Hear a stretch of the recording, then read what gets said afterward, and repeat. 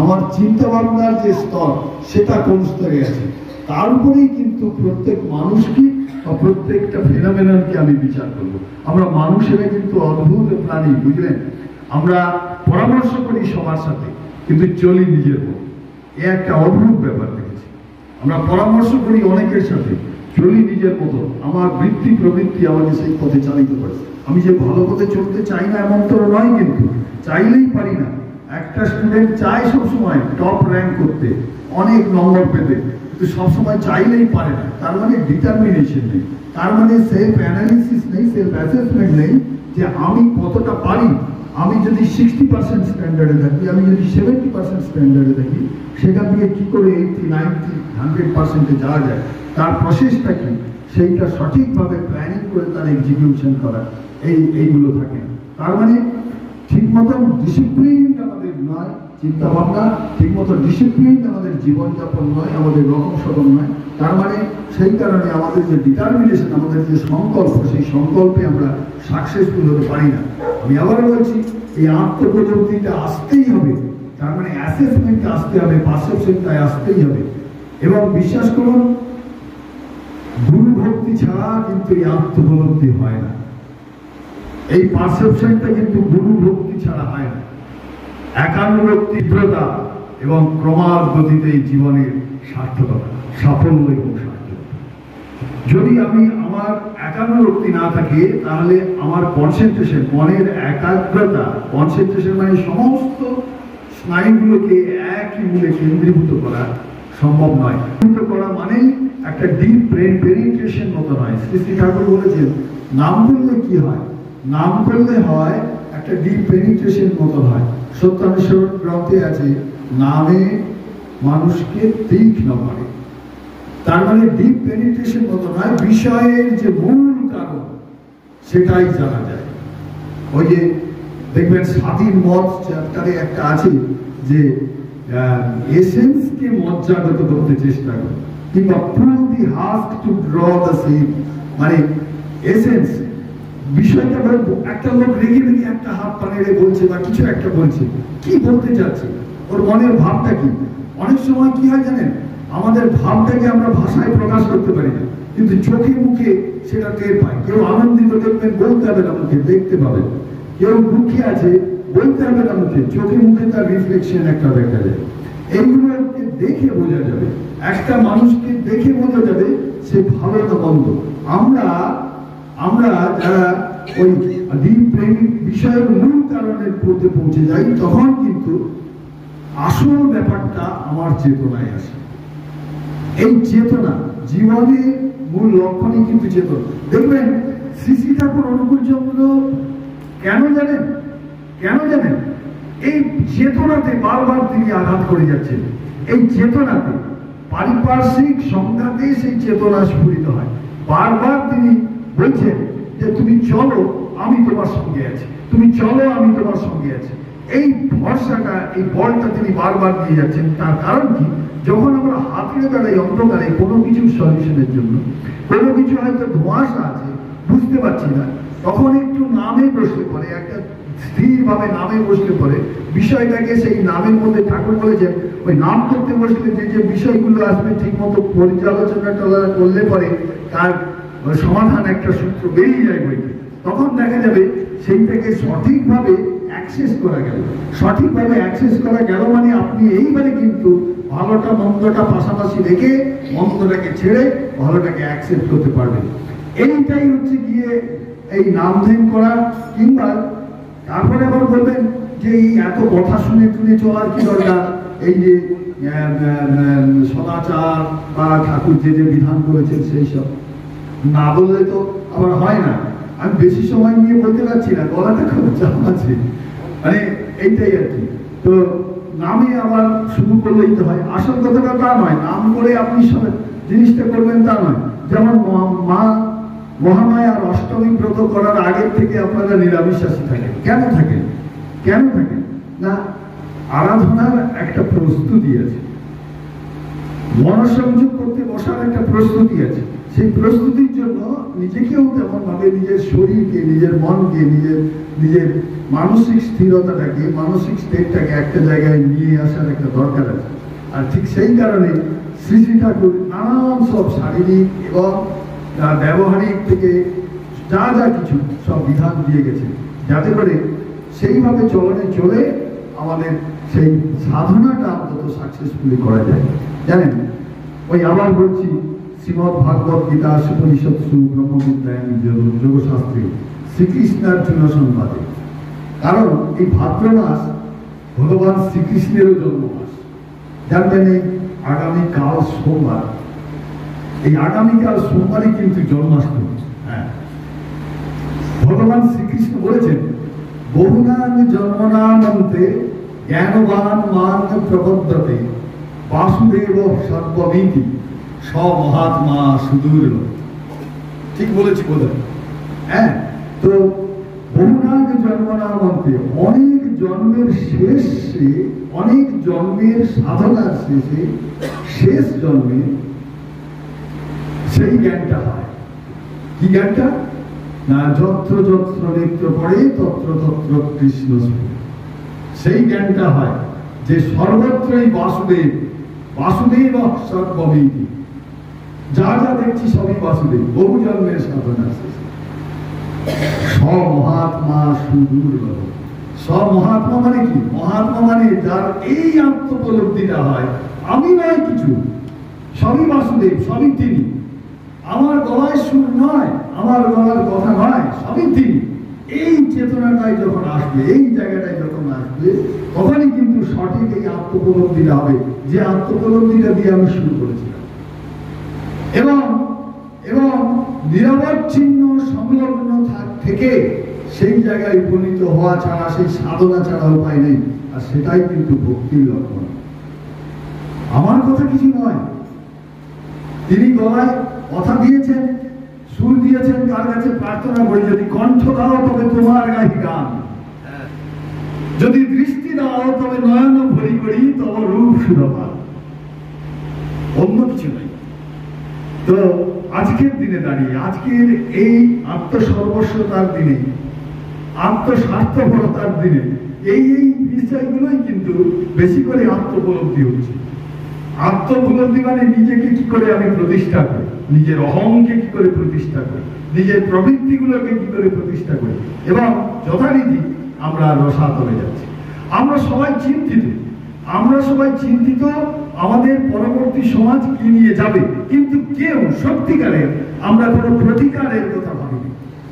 আমরা কখনোই বাদ দিয়ে আমরা প্রতিলোক বিবাহটাকে আটকাতে পারছি না। কেউ বলছে, আমি আমার ছাত্রীকে বলছি, কলেজে পড়ে, এই তুই ওই ছেলেটার সঙ্গে মিশিস না, এটার ভবিষ্যৎটা খুব ভালো না স্যার, এটা আমার পার্সোনাল লাইফ, আপনি বলবেন না। আমি অঙ্ক পড়তে এসেছি, অঙ্ক পড়িয়ে যান। আমি কিন্তু রেগে গেলাম। আমি বললাম 100 বার বলবো, বলার অধিকার আছে। কেননা তুই পানটা খা, কিন্তু পিক করে থুতুটা ফেলবি না, থুতুটাও তুই সঙ্গে রাখ। তুই সংসার করলি, তোর একটা প্রোডাকশন হলো, নেক্সট প্রজন্ম সে সমাজটাকে কলুষিত করবে না, এই গ্যারান্টিটা তুই দিবি কি করে? একটা ইনকমপ্যাটিবল ম্যারেজ ঠাকুর মানা করেছেন এই কারণে, তাদের দুজনের জন্য নয়। ঠাকুর বলেছেন যদি প্রতিলোক বিবাহ বাই চান্স হয়েও যায়, তাদের যেন সন্তান আদি না হয়। তার কারণটা কি? তার কারণটা হচ্ছে যে ওই মানে সমাজটাকে কলুষিত যার দ্বারা হওয়া সম্ভব, সেই সাপ্লাইটা যেন না থাকে, সেই সাপ্লাইটা যেন আটকে থাকে। আমরা কেউ প্রতিকার করিনি, আমরা করি গেল ভাব করি।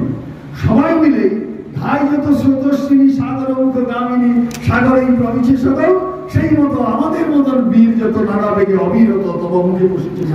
বিশ্বরূপ দর্শন যোগে ওই করাল গ্লাসে চতুর্দিক থেকে স্রোতস্বিনীরা, নদীরা যেমন ভগবান হয়ে করাল গ্রাসে পতিত হতে যাচ্ছে, তেমনি ওই কৌরবরা যারা অতি অহংকারী, অতি বৃত্তি প্রবৃত্তির দাস, তারা সব চতুর্দিকে, যারা কৃষ্ণ দাস নয়, যারা কৃষ্ণকে আনতে গিয়ে নারায়ণী সৈন্য নিয়ে চলে আসে, তারা নয়, তারা সব ওই স্রোতের মতন গিয়ে ওই করাল গ্রাসে পতিত হচ্ছে। আমরা পতিত হতে যাচ্ছি, দেখছি, দেখছি সব গেল গেল, কিন্তু আটকাতে চেষ্টা করছি না। আমরা এমনই অন্ধ, আমরা আলোর দিকে পিছন ফিরে অন্ধকার অন্ধকার বলে চিৎকার করতে পারি, কিন্তু আলোর দিকে তাকাতে ভয় পাই, চোখ ঝলসে যায়, তখন বলি আরে ঢাকা দাও ঢাকা দাও। কেন? আমাদের বৃত্তি, আমাদের অহং, আমাদের প্রবৃত্তি, আমাদের আত্মসর্বস্বতা, আমাদের আত্মম্বলিতা, আমাদের এইগুলো আমাকে ওই দিকে তাকাতে দেয় না।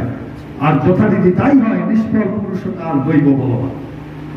পাপাচারে অনাচারে সংরক্ষিত যেথা, বিধিরোষ নিঃসন্দেহ জানিও তথায়, নিষ্ফল পুরুষকার দৈব বলবান। ঠিক সেইখানে পুরুষকার নিষ্ফল হয়, দৈব বলবান হয়। তখন হা ভগবান বলা ছাড়া কোনো উপায় নেই।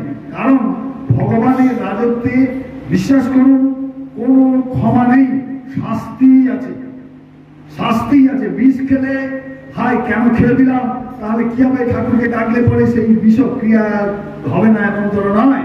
কেননা বিধাতা বিধান তৈরি করেন, যিনি বিধান তৈরি করেন সেই বিধান ভাঙলে তিনি তার উপায় জানেন না, বিধান ভাঙলে পরে তার ফলটা ভুগতেই হবে, উপায় নেই।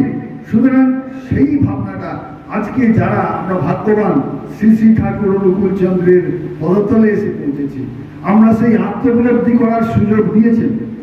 তিনি নানানভাবে আমাদের চেষ্টা করেছেন, ভালোবেসেছেন, কাছে ডেকেছেন। জানেন, বার্ট্রান্ড রাসেলের একটা বই পড়েছিলাম, এক নিঃশ্বাসে পড়ে উঠতে হচ্ছে, প্রিন্সিপল অফ সোশ্যাল রিকনস্ট্রাকশন বইটার নাম। অসাধারণ একটা বই, প্রিন্সিপল অফ সোশ্যাল রিকনস্ট্রাকশন, সমাজ পুনর্গঠনের যে নীতি সেইটা নিয়ে। মূলত সেইটা আর্থিক ব্যবস্থা, মানে কমার্শিয়াল ল কিংবা ইকোনমিক পলিসির উপর ডিপেন্ড করে কিন্তু এইগুলো তৈরি করেছেন উনি। কিন্তু অদ্ভুত ব্যাপার, হিউম্যান রিসোর্স ডেভেলপমেন্টের ব্যাপারে, মানে হিউম্যান রিসোর্স মানে মানব সম্পদ উন্নয়নের ব্যাপারে কোনো পার্টিকুলার ফর্মুলা আমি আতিপাতি করে খুঁজে পাইনি। তখন এই ফর্মুলা বুঝতে গেছিলাম। কিন্তু বিশ্বাস করুন, এখানে যদি আপনি পড়েন আলোচনা প্রসঙ্গে দ্বীপরক্ষী, অনুশ্রুতি, জাতি সূত্র, অমীয় বাণী, হাজারো বই আছে ঠাকুরের কাছে। আমাদের লাইব্রেরিতে গেলে আসুন, দেখতে পাবেন সব আছে। যদি পড়েন, প্রতি ছত্রে ছত্রে, প্রতি লাইনে লাইনে বলে দেওয়া আছে যে বাগান করলে সুখ হয়। সবাইকে নিয়ে যদি সাজিয়ে গুছিয়ে ফুল ফলে সুশোভিত হতে পারে, সুখ হয়, সমাজ রিকনস্ট্রাকশন হয়, প্রতি মুহূর্তে বলা আছে। সুতরাং এই ভাগ্য পরিক্রমায় আমাদের এই মটো হোক যে আমরা সবাই একত্রিত হই, শুধুমাত্র একজনকে বক্তৃতা করছি এমন নয়। আসুন আমরা ভাব বিনিময় করি, আমাদের চিন্তা ভাবনাগুলো খারাপ হোক, উল্টো পাল্টা হোক, আমরা সবাই যে অর্ডারে থাকি তা নয়। আমাদের এই বিষয়গুলোকে অর্ডার করার জন্য ঠাকুরের পদতলে আসে। আমরা আমাদের অজস্র ত্রুটি, বিশেষত আমার তো ত্রুটি অজস্র, জানেন, সেই কারণে আপনাদের সঙ্গে করে খুঁজে খুঁজে আসা ঠাকুর। এর মধ্যে এতটুকু বাহুল্য নয়, এতটুকু একদম হৃৎপিণ্ডটা হাতে নিয়ে আপনারা আমার আপনজন বলছি। এটা কেন না, যদি এমন করা হয় যে আজকে আমার 20টা অবগুণে আজকে একটা ভাগ্য পরিক্রমা হোক, বা আজকে একটা তালনাম আমি তিথিতে কাগজে লিখে আমি বলছি যে ঠাকুর আমি অত্যন্ত রেগে যাই, আজকেই আমার এই ক্রোধটাকে আমি আপনার পায়ে সমর্পণ করলাম, আজ থেকে আমি আর রাখবো না, দ্রোহ রাখবো না। অন্তত সারা বছর ধরে আমি এই অক্রদি এই যে বলি, এইটাকে সাকসেসফুল করার চেষ্টা করতে পারি। একটা যদি পারি, একটা সারা বছর ধরে যদি পারি একটা, তাহলে পরের বছর আরেকটা। আমি নির্লোভ, পরের বছর আরেকটা। ধরুন আপনার আমার মধ্যে 20টা, ধরুন আমার মধ্যে 20টা খারাপ গুণ আছে, অন্তত 20 বছর পরে আমি ঠাকুরের মানুষ হয়ে আসতে পারতে পারি, তার সামনে দাঁড়াতে পারি যে আমি ঠাকুর, আমি আপনার কাছে অক্রোধী, আমি অমানি, আমি নিরালস, কাম, লোভ, জীবসী, এইটা সাকসেসফুল করতে পেরেছি। যদি পিতা মতন তার সন্তানেরা হয়, পিতার মনে কি খুশি হতে পারে? তিনি তো আমাদের দেখে বরাবরই দুঃখী, তোকে এইটা বলছিলাম করলি না, তুই করছিস, মানে এইরকম আর কি ব্যাপারটা। ক্ষমা জানা করে গায়েন তাই বেঁচে আছি, মানে এমন করে আমার ভাব, কিন্তু তার কথা তো শুনে চলি না। যদি এইটা হয়, তাহলে অন্তত 20 বছর পরে তার মানুষে আমরা পরিণত হতে পারি, তার মুখে একটু হাসি দেখতে পারি। কিছু কার্যে one step towards transparency, একটা আলোকের দিকে, একটা স্বচ্ছতার দিকে একটা করে স্টেপ হোক, তাহলে এই তালনবমী উৎসব, তাহলে এই ভাগ্য পরিক্রমা, তাহলে আমাদের ভাব, ভালোবাসা, শুভেচ্ছা বিনিময়, এটা অন্তত সাকসেসফুল হবে। একটা সাকসেসফুল মানে স্টেপ আমরা দেখতে চাই, সবাই সেই সিদ্ধান্ত করতে চাই। বলবেন আমার বয়স হচ্ছে, আমি মুখ শুধু এসবের গল্প মানি না, বয়স বয়স ছেড়ে দিন, শ্রী শ্রী ঠাকুর এসব বিশ্বাস করেন না। সবাই আছে, আমি আবারও বলেছি, শুরু করেছিলাম, অজনিত্য শাশ্বত এবং পুরানো নহন্যতে হন্যমানে শরীরে, কেউ যায় না, কেউ যায় না, সবাই আছে। স্মরণ করুন, স্মরণ করুন, বললে তিনি আপনি অনুভব করতে পারবেন। আজকে যদি আমার কথাটা আপনি ভাবেন শুধুমাত্র এই 6 ফুট 1 ইঞ্চি লম্বা লোকটা নয়, এই বায়োলজিক্যাল এক্সিস্টেন্স নয়, সে কতখানি বদমাইশ ছিল কিংবা সে কতখানি ভালো ছিল, সেগুলোও সঙ্গে সঙ্গে আসবে, সেগুলোই মানুষকে বাঁচিয়ে রাখে। কীর্তিযস্য সজীবতি, বাঁচতে হলে কীর্তি দরকার, আর কীর্তি করার যাবতীয় প্রেরণা শ্রী শ্রী ঠাকুর আমাদের মধ্যে ফিট করে দিয়েছেন। সেগুলোকে শুধু ম্যানিফেস্ট করার দরকার, ম্যানিফেস্টেশন, লিটারেসি নয়, এডুকেশন, মানে আপনার ভিতরে ঈশ্বর যা যা দিয়েছেন সেগুলোর পরিপূর্ণ বিকাশের জন্য যত্নবান হওয়া উচিত। সেটা শ্রী শ্রী ঠাকুর আমাদের সেই কথাটা বারবার বলতে চেয়েছেন, দেখতে চেয়েছেন আমাদের মধ্যে, তার মধ্যে প্রত্যেকের মধ্যে তিনি নিজেকে খুঁজে পেতে চেয়েছেন। তাই তোমার ঠাকুরত্ব না জাগলে কেউ তোমার কেন্দ্র নয়। ঠাকুর ভালো থাকবেন। তোমার শঙ্খ ধুলায় পড়ে কেমন করে সইব, বাতাস আলো গেল মরে কিনে দুর্দৈব, লড়বি কি আয় ধ্বজাবে, গান আছে যার ওঠ লাগে, চলবি যারা চল রেখে, চ আয় না রে নিঃশঙ্ক, ধুলায় পড়ে রইল যে ওই কি অভাবের শঙ্খ। ভালো থাকবেন সবাই।